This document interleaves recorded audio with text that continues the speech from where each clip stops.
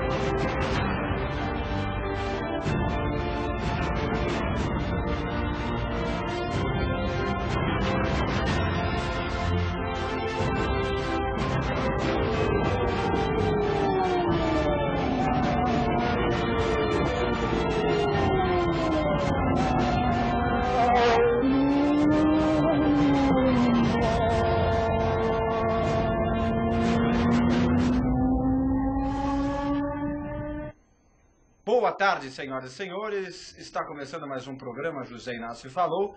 E hoje, como você pode estar percebendo, num programa de televisão de internet, não temos internet funcionando para o nosso chat. Queria mandar o meu abraço aos queridos técnicos da NET, provedores de internet, que nos possibilitam essas idiosincrasias, como, por exemplo, transmitir uma televisão de internet sem internet. O meu abraço apertado para as genitoras dos técnicos que nos provêm essa internet de alta qualidade. Um beijo molhado na nuca da sua mãe, meu querido técnico, que não veio consertar a net do nosso programa. Mas, enfim, sem nenhum tipo de rancor, vamos iniciar o programa de hoje, claro, falando da Fórmula 1, que se inicia a temporada agora, nesta quinta-feira de noite, aqui no Brasil, né? Sexta de manhã já na Austrália, às 10h30 temos treinos livres na Sport TV e podemos, para isso, contar com a ilustre presença de um dos maiores jornalistas de automobilismo do Brasil, que é Fred Sabino. Como vai? Olá, tudo bom? Tudo em ordem? Maravilha. Muito bem, Fred Sabino, como vocês todos sabem, trabalha no Lance, Jornal Lance, que inclusive virá com um especial nessa sexta-feira, é isso? É isso aí, na sexta-feira a gente vai ter um caderno de 8 páginas, né? Contando toda a expectativa para a temporada, matérias especiais, calendário, serviço, enfim, tudo que o leitor, né, mais quer ver. Muito bem, comparativo das equipes, o que a equipe tem de promissor, o que a equipe tem de segredos, esse tipo de coisa. Aliás, vamos ver as imagens de um segredo da Mercedes. Ah, desculpe, nós não tínhamos internet para colocar imagem. Mais uma vez o meu abraço querido para o pessoal da NET, que lhes privou das imagens do duto frontal e do duto traseiro. Vocês devem estar se perguntando, como assim duto traseiro?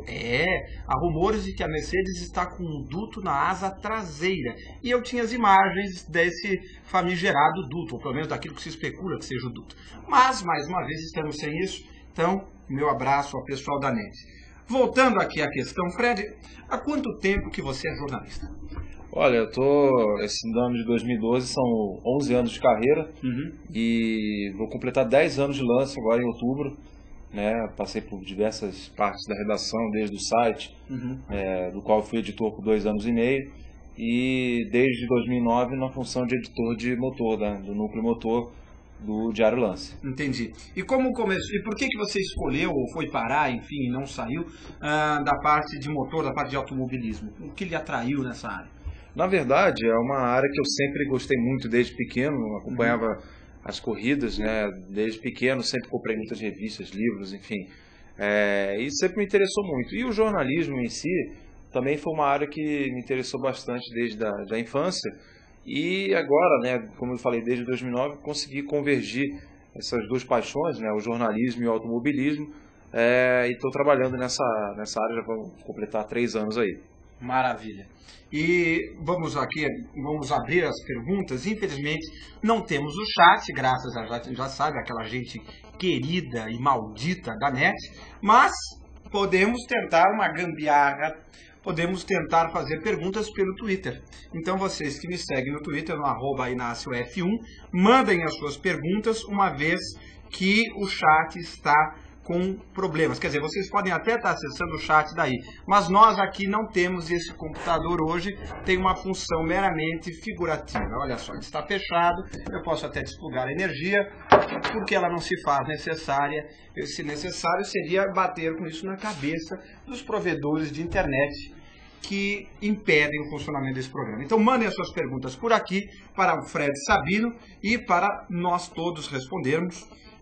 Vamos adiantando algumas perguntas que eu já conheço o meu público e graças a Deus nossas centenas de bilhões de telespectadores costumam fazer perguntas inteligentes, tais como surpreendentes, como por exemplo, o que esperar dos brasileiros desse ano? Olha só, hein?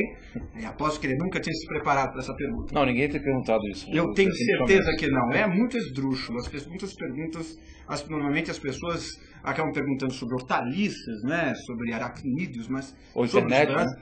Internet, é verdade. Sobre conectividade, banda larga, enfim. Vamos à pergunta clássica. O que você espera, não é o que você deseja, é o que você espera realisticamente do Felipe Massa e do Bruno Senna? Olha, evidentemente nós temos que esperar os primeiros treinos lá em Melbourne, mas pelo que se viu na pré-temporada, a situação dos brasileiros não é nada boa.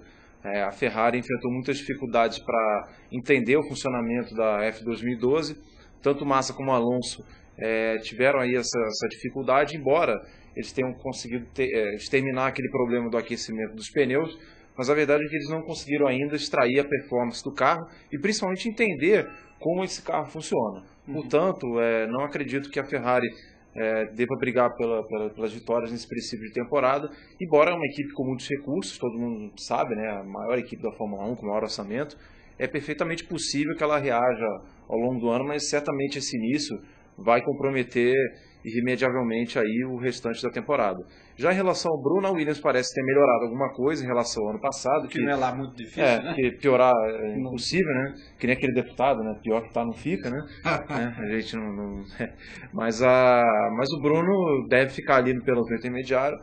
O que o Bruno precisa fazer é tentar marcar pontos na maioria das vezes, bem que seja um 10º, um 9º, um 8º, enfim. Conforme a realidade da equipe, mas principalmente superar o Pastor Maldonado, tanto em classificações como em corridas. Se ele conseguir marcar mais pontos do que o Maldonado durante a temporada, eu acredito que a chance dele permanecer na Williams, ou mesmo de conseguir uma vaga numa outra equipe, vai ser bem aumentada, né? É verdade. Inclusive, eu coloquei também no meu blog, você já conhece o meu blog, joseinácio.com, as minhas análises... concordância, muito bem. As minhas análises iniciais sobre o que esperar do Felipe Massa e do Bruno Senna, e não por acaso reverbera exatamente o que o Fred falou, porque é o bom senso. É aquela coisa, os dois têm que ir bem em comparação aos seus companheiros. O primeiro objetivo deles é ir bem em relação aos companheiros, se vai ser em relação às equipes, aí tem que ver se o carro vai permitir, etc.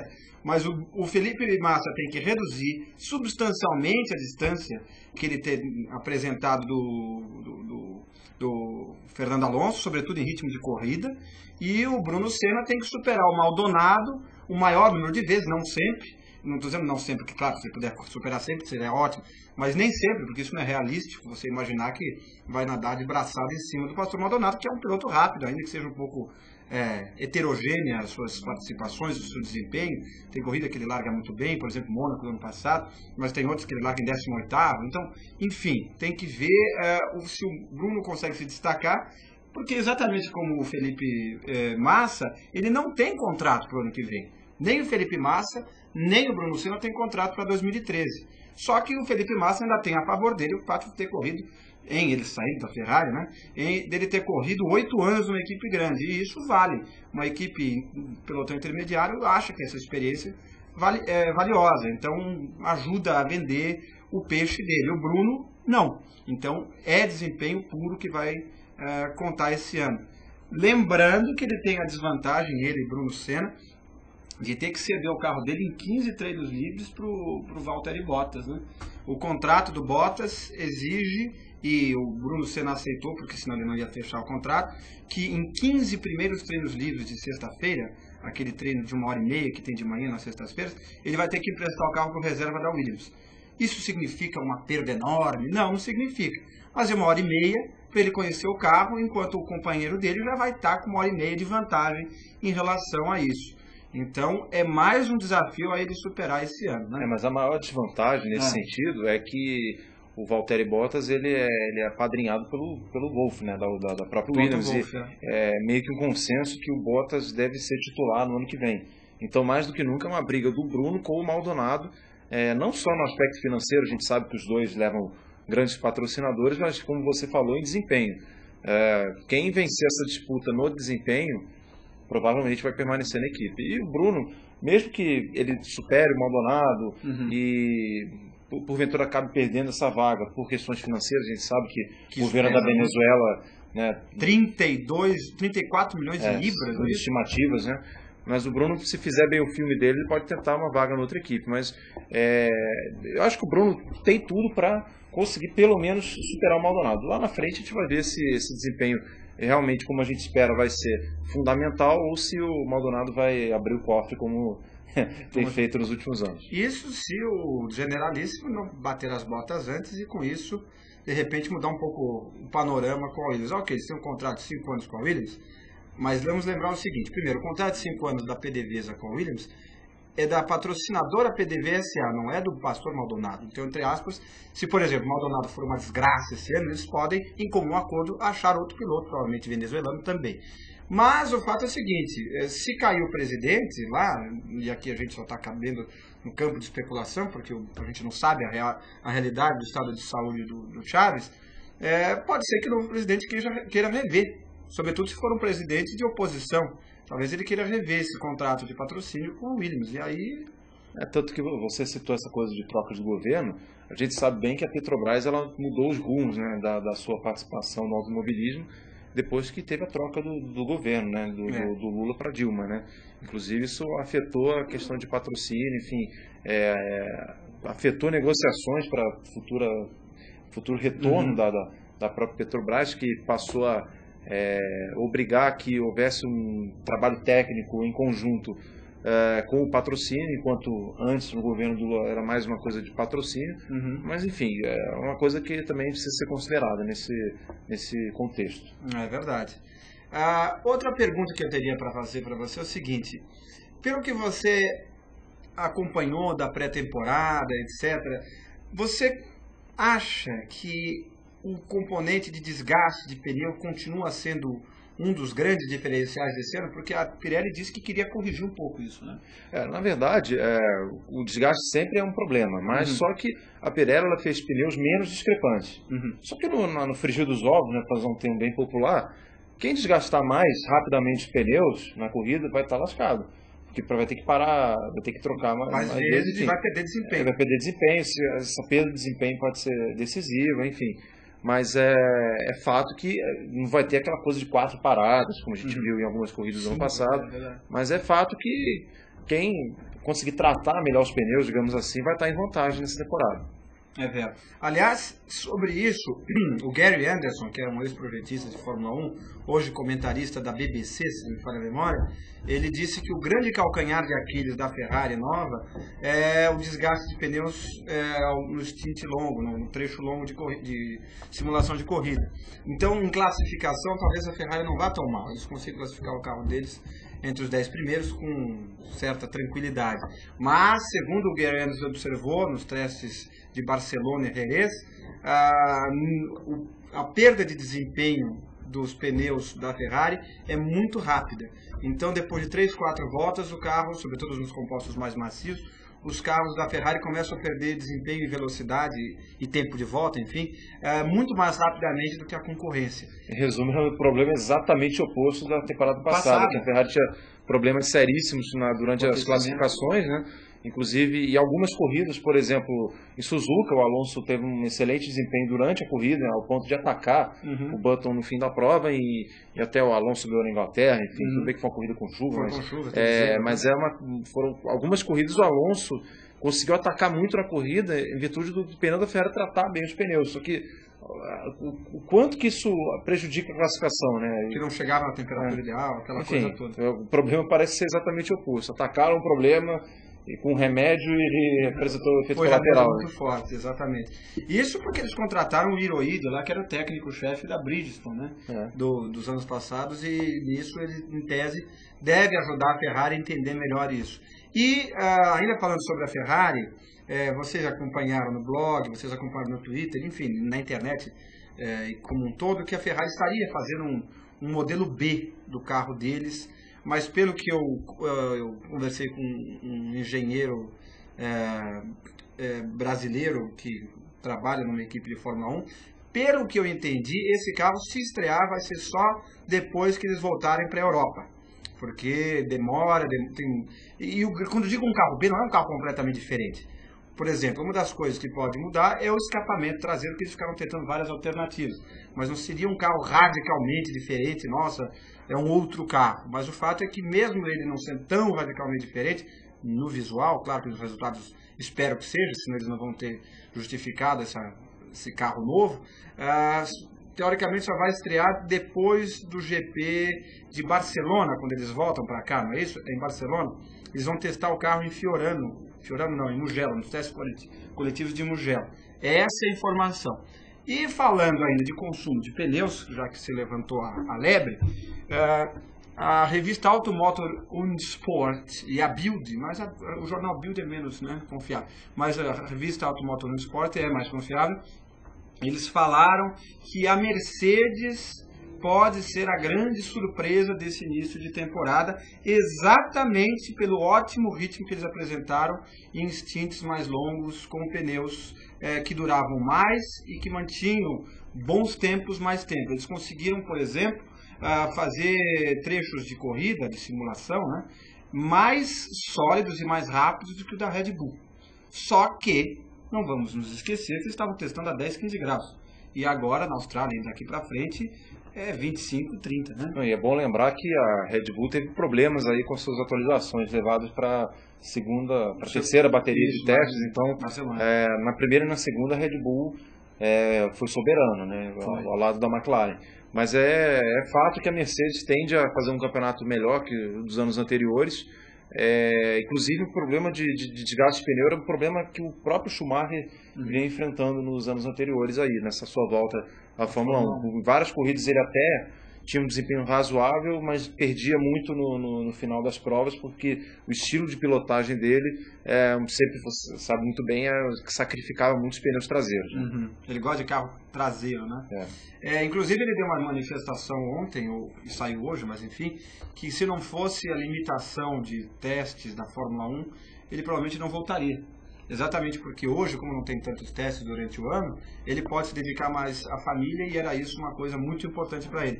Então, se não fosse isso, Schumacher não teria retornado. Mas ainda voltando a essa questão dos pneus e da Mercedes, etc., eu bato sempre nessa tecla que teste é teste, porque a gente primeiro...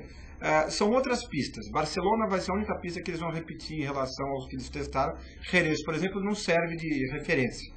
Não serve porque o asfalto de Jerez é extremamente abrasivo e isso não se repete em nenhuma outra pista durante a temporada. Além disso, os desenhos de curva, etc., não tem muita similaridade com as outras provas do circuito. Então, Jerez não serve muito como parâmetro.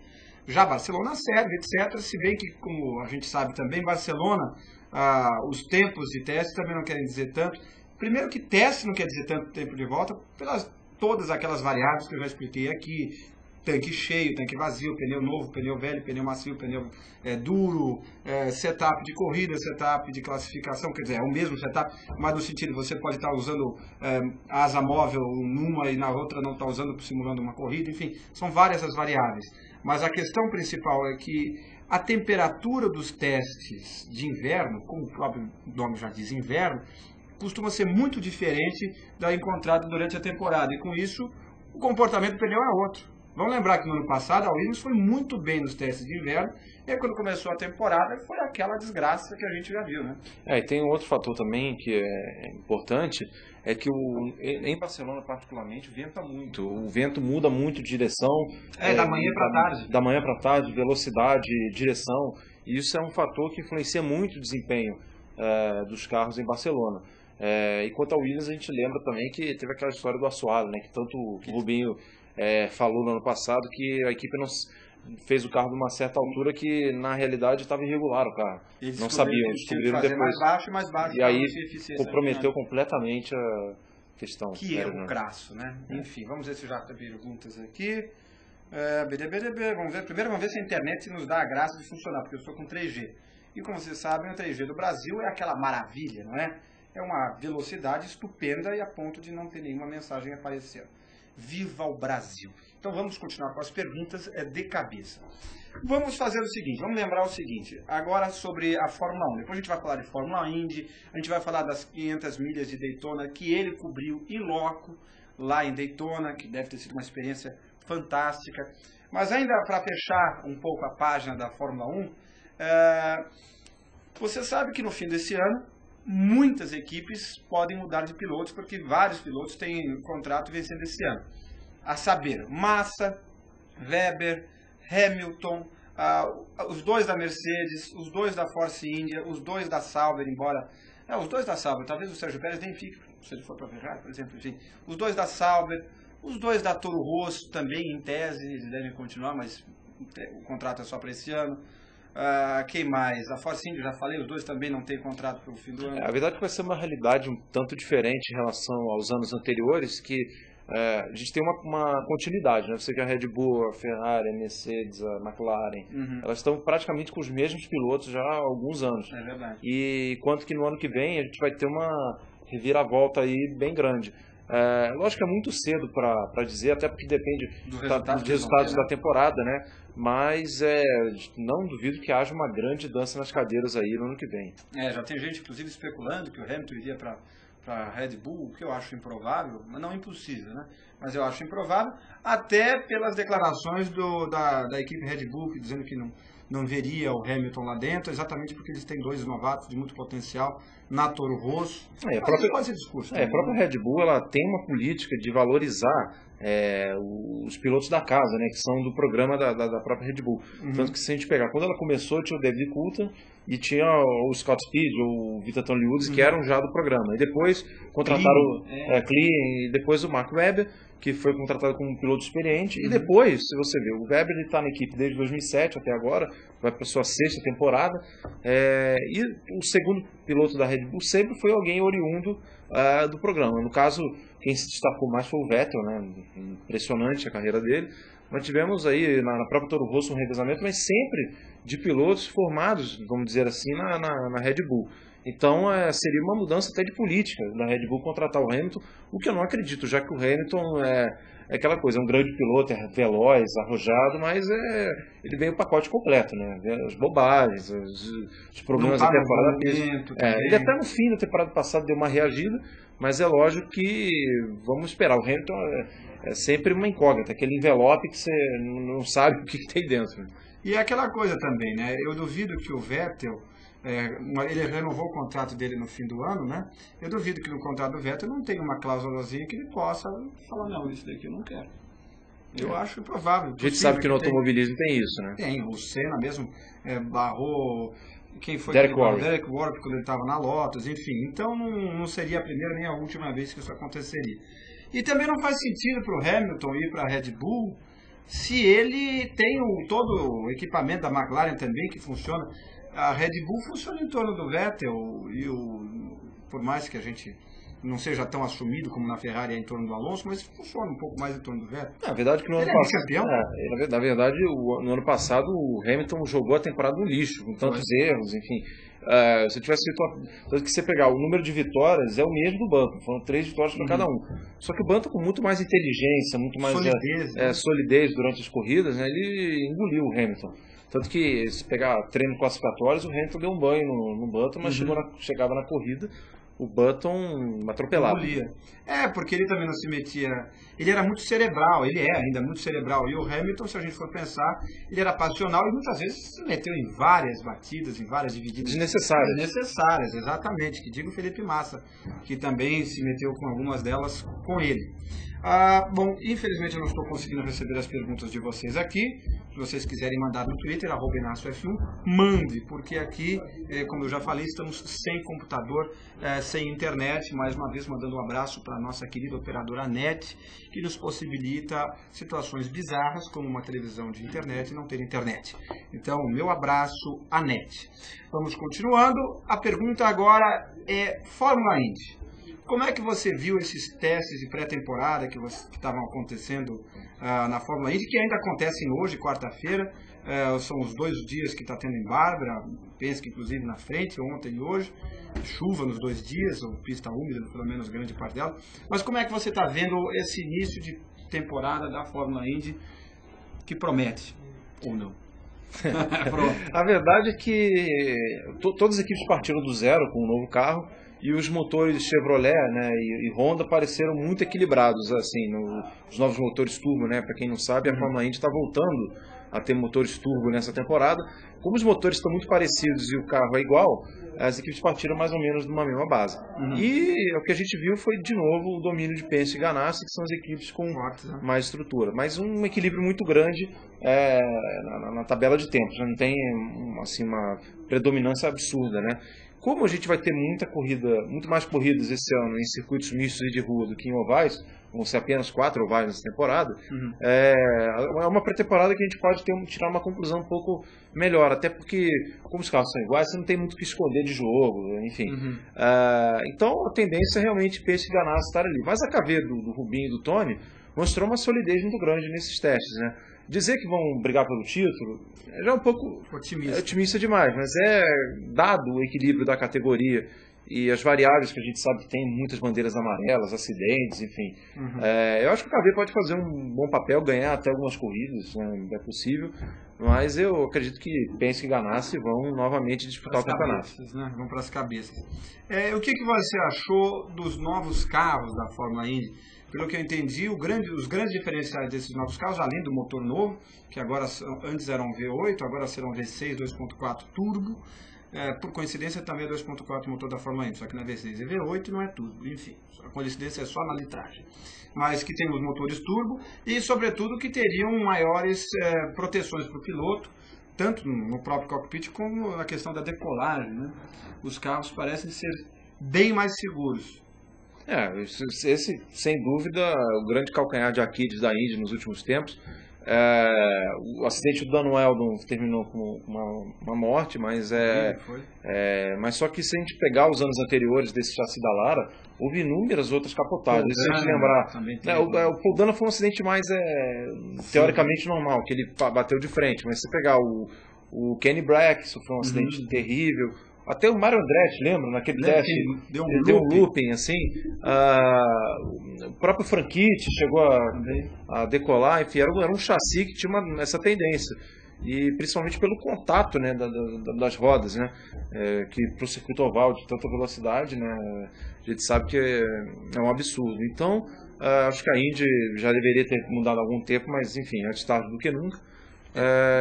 Vamos esperar aí o que vai acontecer, mas é um carro que visualmente pareceu interessante, né?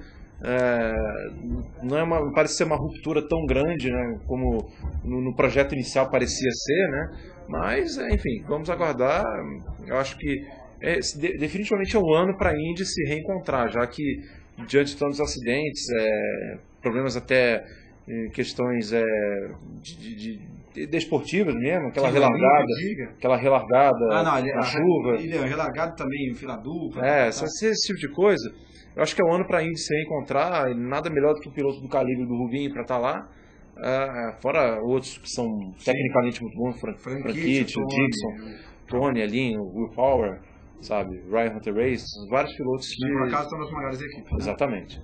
E a Bia está na luta também para conseguir uma vaga. Ela já tem garantidos os GPs de São Paulo, aqui, a Indy 300 e as 500 milhas de Indianápolis, só que ela continua na luta para ver se consegue correr o resto da temporada.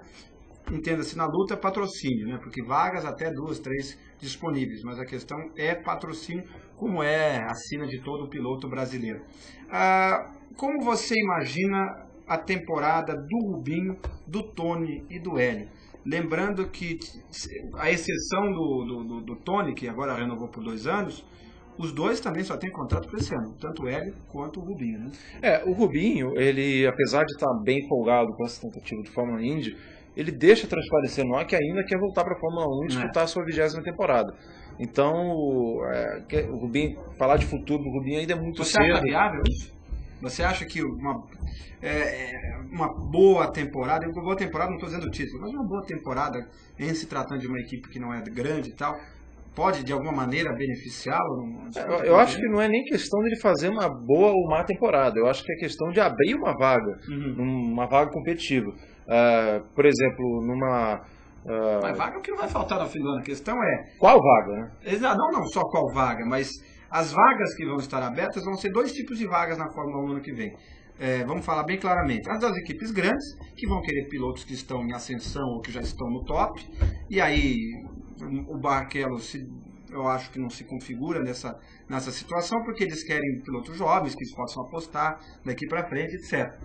E as equipes médias, que correm o risco que ele correu esse ano, de ter que passar com o Pires na mão, porque eles querem dinheiro, patrocinador, tal, e aí vira meio que um leilão, né? Por isso que eu acho que... lógico que se é complicado, mas se eu fosse o Rubinho, eu tentaria fazer uma carreira mais sólida na Indy, não tentaria voltar para a Fórmula 1, né? É lógico que ter o desejo, você ter o desejo, obviamente que ele vá atrás do desejo dele, seja feliz, enfim, mas eu não voltaria para a Fórmula 1, a não ser que fosse para uma equipe grande, o que, pelo cenário que você descreveu, é uma situação meio complicada, né? Porque, como eu falei, as equipes grandes vão querer pilotos promissores e que eles possam apostar no longo prazo. Ninguém vai pegar um piloto como o Barrichello, por melhor que ele seja, e eu não estou aqui negando a qualidade dele, é óbvio, vocês me conhecem, mas o fato é que o Barrichello não é um piloto para fechar contrato com uma Red Bull, uma Ferrari, uma McLaren para 3, 4 anos. Então não faz sentido os pilotos, a equipe, apostar nele, uma equipe grande. E as equipes médias, que teriam muito a ganhar com a experiência dele, estão numa situação financeira bem complicada e estão muito, muito sensíveis a pilotos pagantes. E o maior exemplo disso, mais uma vez, sem nenhum demérito ao Bruno Senna, é a Williams. A Williams escolheu o Bruno Senna, que trouxe 25 milhões de reais em patrocínios. O Rubinho tinha levado cerca de 9, 10 milhões de reais. E aí houve essa disparidade. Claro, eu não estou entrando aqui mais uma vez na pegadinha dizendo que o Bruno é um piloto ruim, que só está lá pelo dinheiro. Mas vamos e venhamos. É a prova de que dinheiro pesa muito nesse pelotão. Agora é até bom você tocar nesse assunto. Muita gente vê como pejorativo esse termo de piloto pagante, mas na verdade o problema não é se o piloto é pagante ou não. O problema é se ele é bom ou ruim. Se a gente lembrar muito bem, o Alonso entrou na Minardi com patrocínio espanhol bem forte. Sabe, são diversos... O Barrichello entrou na Fórmula 1 com o patrocínio da Arisco. Exatamente. Então não é nenhum demérito o cara pagar para correr, desde que ele tenha o desempenho correspondente. Exatamente. Entendeu? Então, como você falou, hoje em dia pesa muito essa coisa do dinheiro, porque não tem jeito, o automobilismo é um esporte caro que necessita de recursos em abundância para você conseguir desenvolver os carros, né? É verdade. Enfim, então o fim de ano promete. Agora, em relação à temporada do Rubinho, na Fórmula Indy, eu acho que é aquela coisa, a gente não pode ser otimista demais, como você tinha falado, as favoritas continuam sendo Penske e Ganassi. E o Rubinho não conhece nenhuma pista.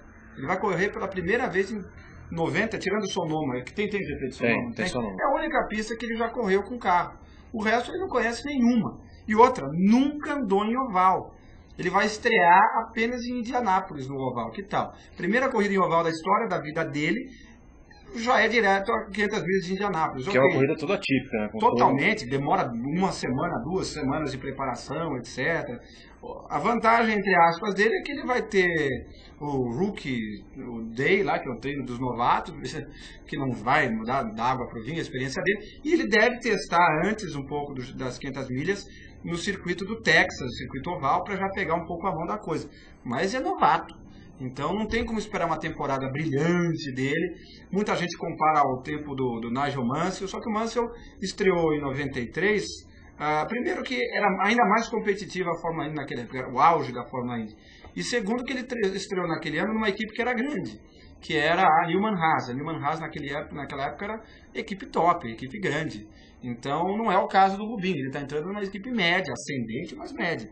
Então não tem como fazer paralelos. Fora que havia mais testes na época, né? Bem mais testes. O Mansell pôde testar mais o Lola Ford da Newman Haas, né, em vários traçados. Não que ele tenha conhecido todos, mas ele teve mais oportunidades no possibilidades, Até porque como a Fórmula Indy era uma equipe maior, então tinha mais dinheiro. Segundo, a Fórmula Indy estava muito popular, então eles tinham mais facilidade de conseguir patrocínios, e com isso eles tinham mais verba para investir, por exemplo, em testes. E hoje a Fórmula Indy tem limitações para testes, independente do dinheiro, eles têm limitações, então não é a farra do boi que era antes.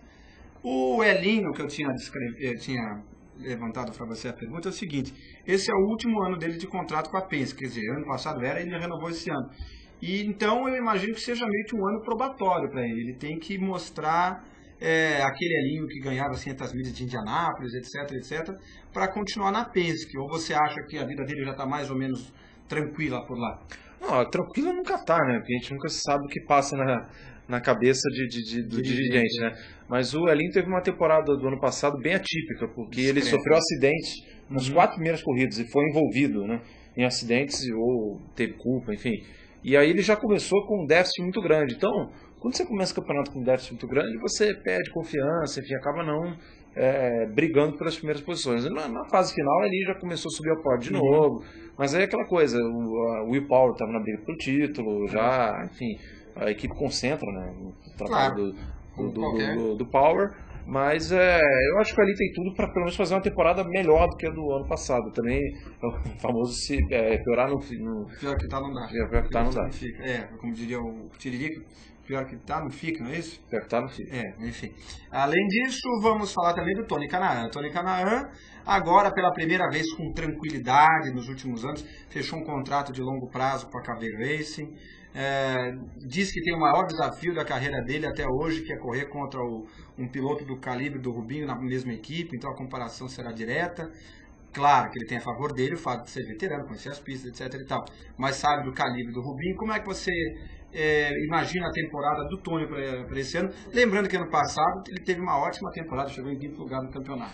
O Tony vai puxar o Rubinho e o Rubinho vai puxar o Tony, então eu vejo com excelentes olhos essa temporada para o Tony. Eu acho que a KV precisava realmente ter um piloto, além do Tony, com experiência para poder desenvolver o carro, já que não tem tantos recursos.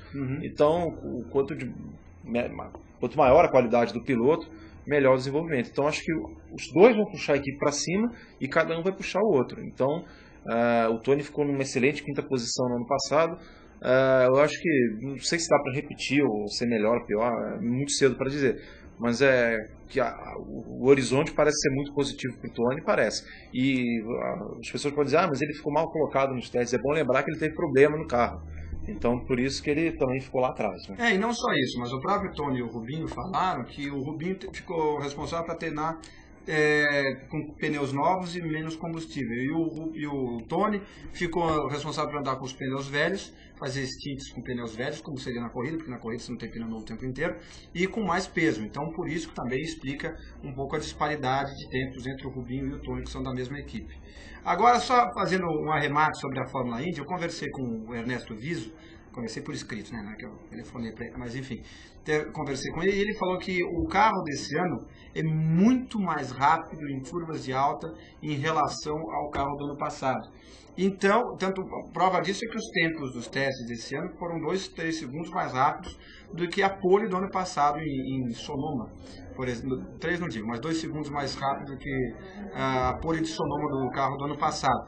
E como o carro, como ele falou, é um carro muito bom em curva de alta, os ovais prometem esse ano que sejam mais competitivos e mais rápidos ainda, não? A verdade é que o chassi da Lara anterior, ele durou 9 temporadas, enfim. Então nada mais natural do que ter essa mudança, né? Esse gap, mas realmente a tendência a gente tem uma... Estão passando uma manada de búfalos aqui atrás.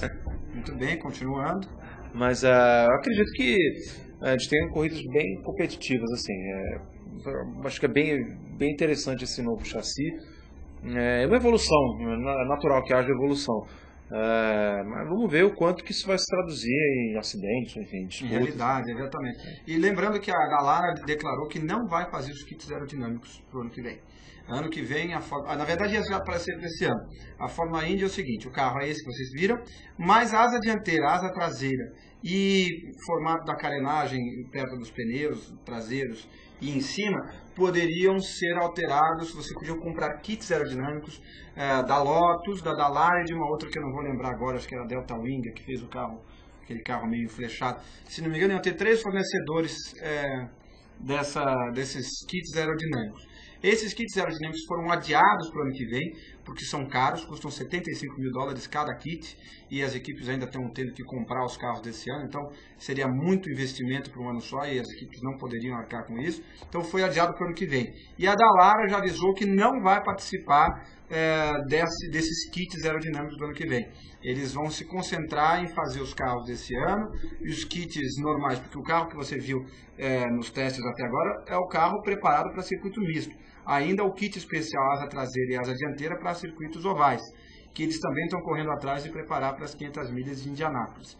Enfim, por essas, a Dallara diz que está fora da disputa de kits aerodinâmicos do ano que vem, ficando a Lotus e, se não me engano, a Delta Wing, que eu não tenho certeza. Eu vou pesquisar direitinho e vocês vão ver. A Delta Wing, que diga-se de passagem, o Dario Franchitti fez um teste agora essa semana, né? Muito interessante, né? Muito interessantes as imagens do... É um carro esquisito, bonito, mas esquisito. Bem esquisito. Parece um Batmóvel. E vai ter com motor Nissan, né?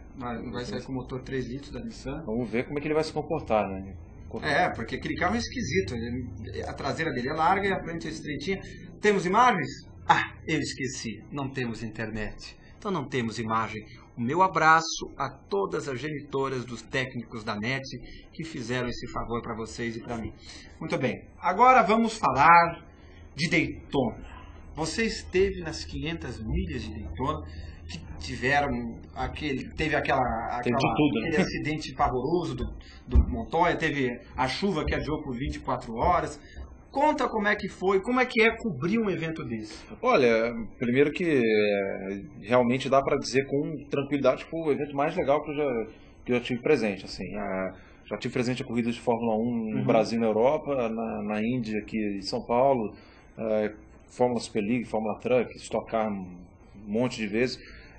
Enquanto evento, assim, enquanto forma de se inserir na categoria, eu nunca vi nada igual a Daytona. As facilidades que a imprensa tem, o ambiente de festa que tem no autódromo, realmente são incomparáveis. Como é que é a receptividade para a imprensa? Por exemplo, na Fórmula Indy, na Fórmula 1, os repórteres, jornalistas são tratados quase como um inconveniente necessário. Em Daytona e na NASCAR como um todo, é assim também? Olha, para você ter uma ideia, primeiro que a gente conseguiu passes para ficar na área de pit e na área de imprensa, e com esses passes você tem acesso ao que eles chamam de infield do oval, que é aquela parte de D1, aquela parte gramado. Exatamente. Então já você tinha acesso, você tinha liberdade total para fazer suas matérias, enfim. E eu tive a oportunidade de fazer uma matéria bem interessante com o spotter do Nelson Piquet. Eu acompanhei a boa parte da corrida da Truck Series lá na torre, lá em cima, com o Mike, que é o Mike Kalinoff, que é o spotter do Nelson.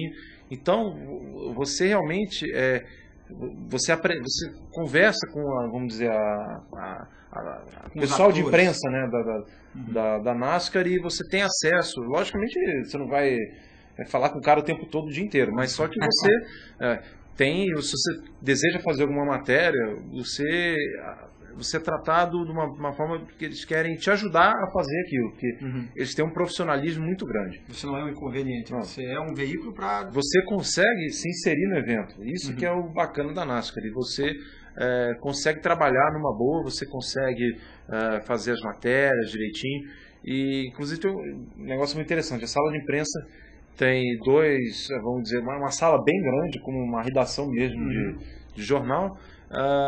E tem também uma sala anexa para mais jornalistas e tem uma catering area, que eles chamam, né, uma área de alimentação, com buffet de saladas, buffet de carnes, máquina de refrigerante, como a gente vê nas lanchonetes, né?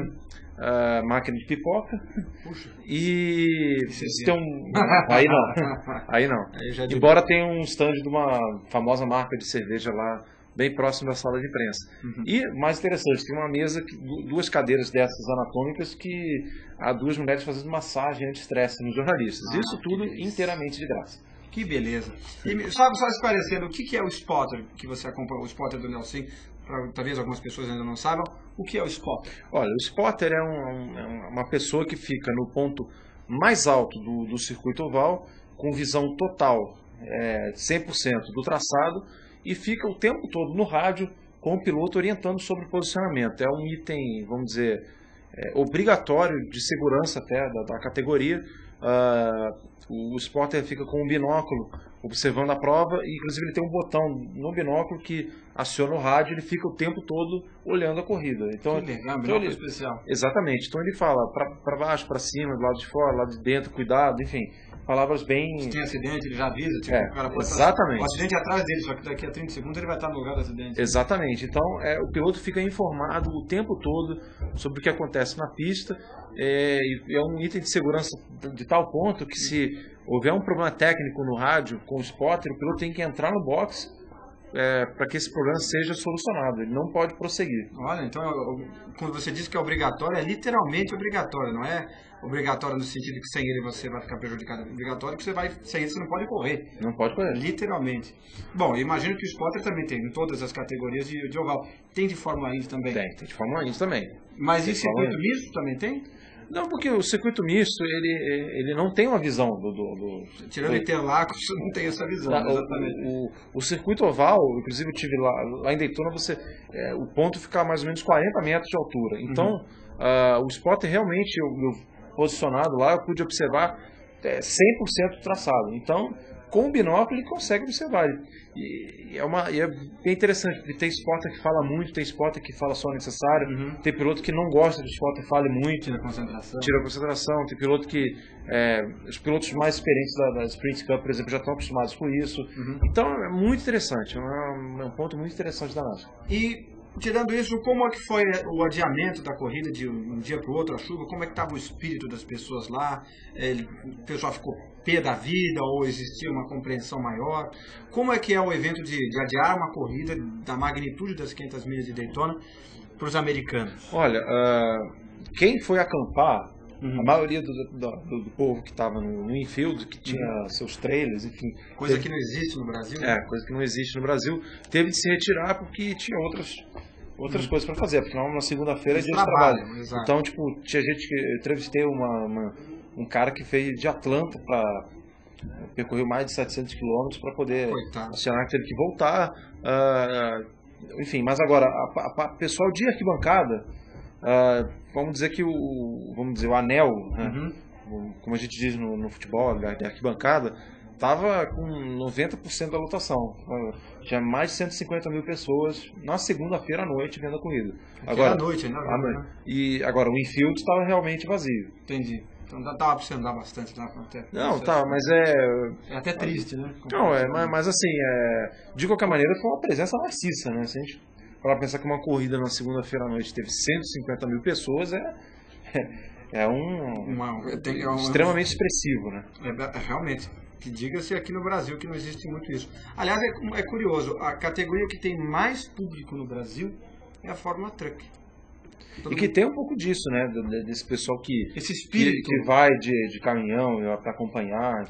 Tem um trailer, tal. A categoria que mais tem audiência física, que as pessoas vão assistir nos autódromos, é a Fórmula Truck, mais do que Stock Car. Claro, Fórmula 1 não, porque Fórmula 1 é um evento internacional. Tem até arquibancada a mais que não tem na Stock Car, então não dá para comparar. Mas das categorias nacionais é a Fórmula Truck. Isso é bem interessante, porque replica um pouco esse espírito americano da congregação, do congraçamento. Não, inclusive uma das matérias que a gente fez lá no fim de semana de Daytona tratava justamente disso, por que a NASCAR é tão popular. Primeiro que, como a maioria dos circuitos é de ovais, tem essa facilidade do acampamento. Tirando o Bristol da vida, que o infield já é o paddock, que é muito pequeno. Mas enfim, tem essa facilidade. Então o cara pode acompanhar o circuito da NASCAR. Lógico que se os caras moram em Nova York, para ver uma corrida na Califórnia é mais complicado.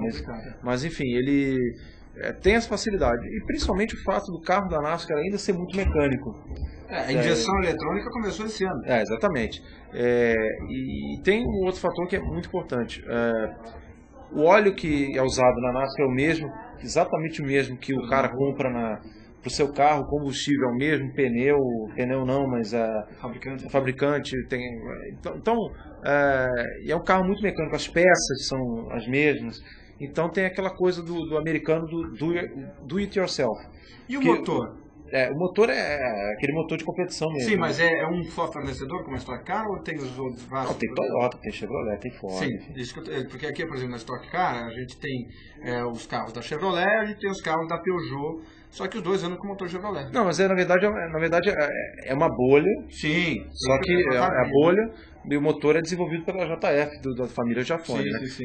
No caso da NASCAR... Com base no motor da NASCAR. Exatamente. E a NASCAR, ela começou justamente com pessoas que montavam seus próprios carros e iam correr.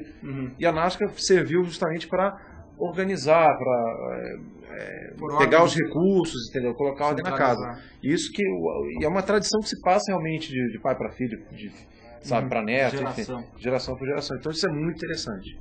E o que você acha que a Fórmula 1 tem que aprender comercialmente com a NASCAR?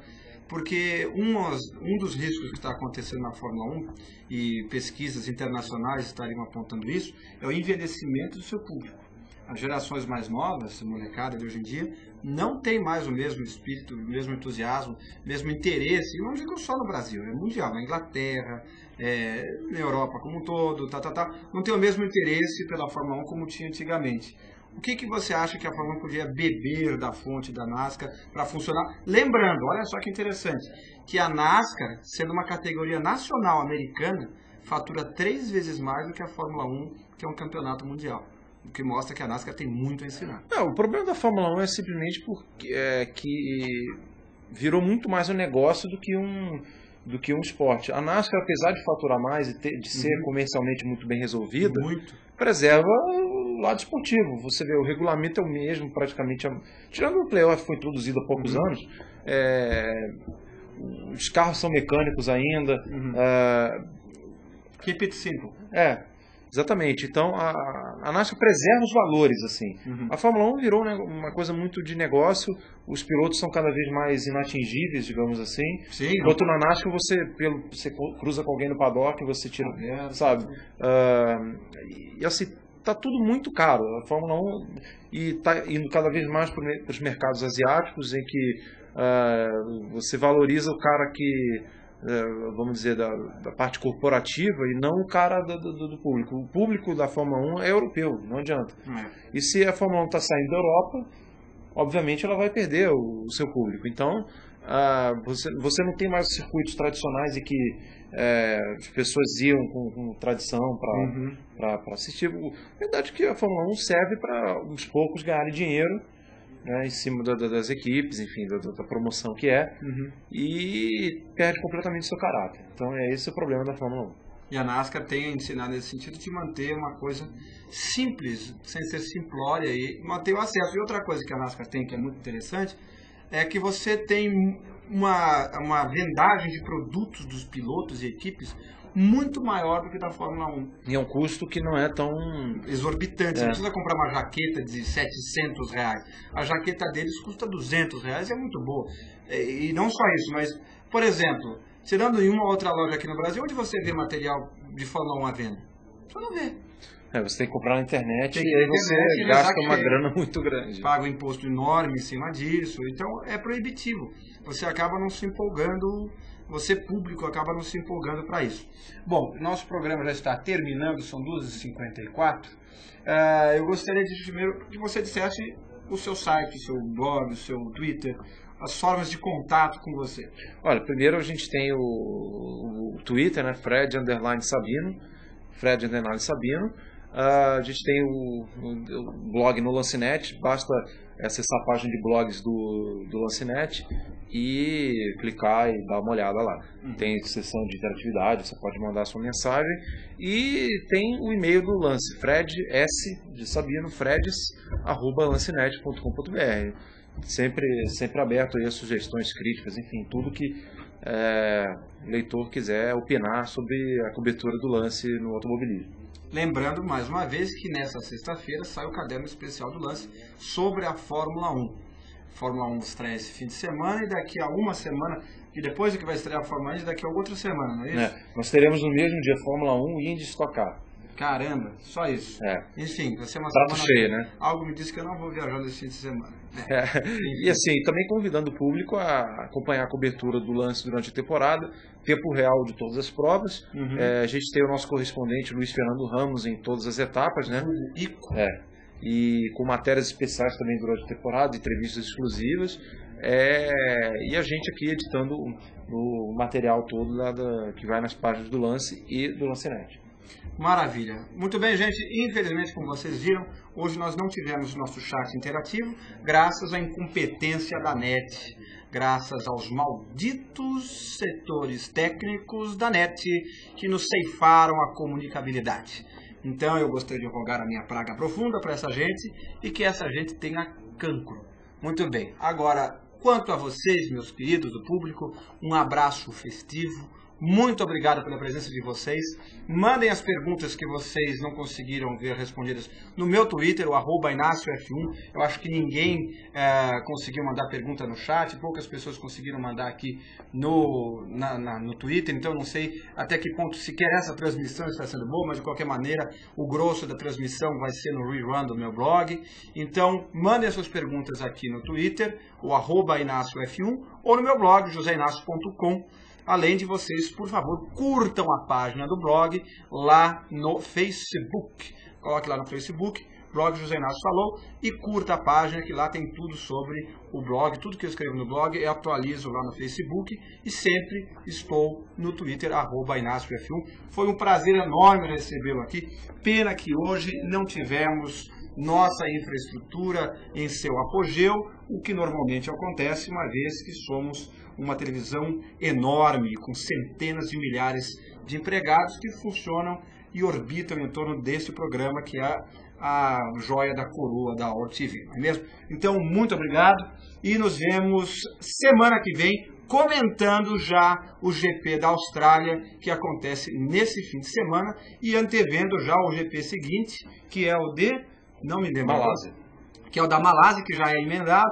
Já falando também da abertura de campeonato da Fórmula Indy e da abertura da Stock Car. Ufa, vai ser um programa bem cheio. Até a semana que vem com chat, se Deus quiser. Tchau.